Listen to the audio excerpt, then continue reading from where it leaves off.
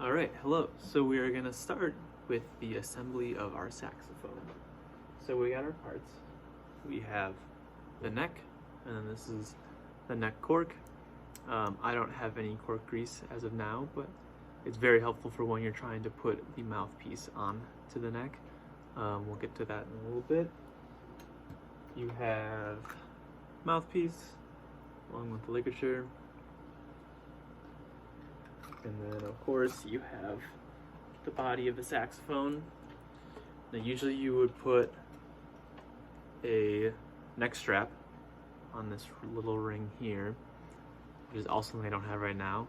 It's all coming. It's in the mail, so it should be here soon. And then you also have your reeds, which again, I don't have, but soon. So those are all the pieces of the saxophone. From there, we're going to talk about getting the mouthpiece onto the neck. So again, some cork grease would be helpful, but in the meantime, you can just hold the mouthpiece, or the neck rather, like that, and twist the mouthpiece on. So you have maybe about an inch of cork still there, but of course that can be adjusted for when you want to change your tuning. So it's really helpful to be able to move the mouthpiece around. And then from there, you will put the ligature on.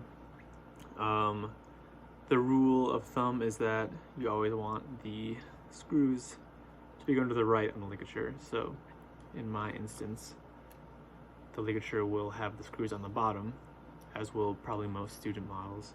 But sometimes they'll be on the top. But if it's going to the left, like that is, you know it's no good. So you always want the screws pointing to the right. The reed, which again I don't have, unfortunately, but that you'll want to wet.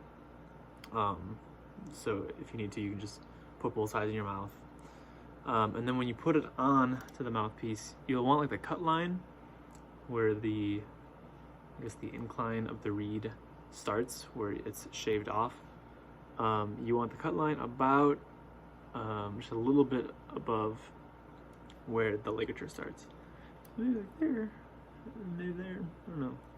It'd be easier if I had a reed, obviously, but next time. So then with the body, you will want to put the neck strap on. So my imaginary neck strap will go through the loop. So you got it there, attached to you, hopefully. And from there, you can, I can't see that. You can put in the neck piece and finger tight here. So you have this little line that goes down the mouthpiece. Let's see if I can show this. Right here. Right. And you will want the octave post to be a little bit to the right of that line, but obviously adjustments can always be made depending on how it works best for you. So, okay, that's our whole saxophone. We'll take it apart again and have just the neck and mouthpiece. And we'll talk about the embouchure. So, top of the teeth, we'll go roll on top of the mouthpiece.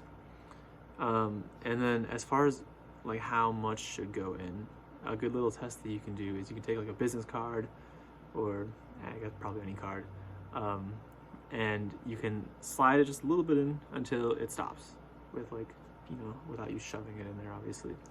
And that's like probably going to be around here-ish. And that'll be a good indicator as far your the mouthpiece should go into your mouth. You can kind of like visualize it and like hold it there to see where that is. And you can try to there. So the teeth will rest on top. Let your lower jaw hang, and kind of just roll the lips over the jaw a little bit. And then bring the jaw up so that your lips, like right when your lips touch the reed. Okay. And you obviously, you don't want to be chomping down, you want to think of it as equal pressure from all sides on the mouthpiece and on the reed.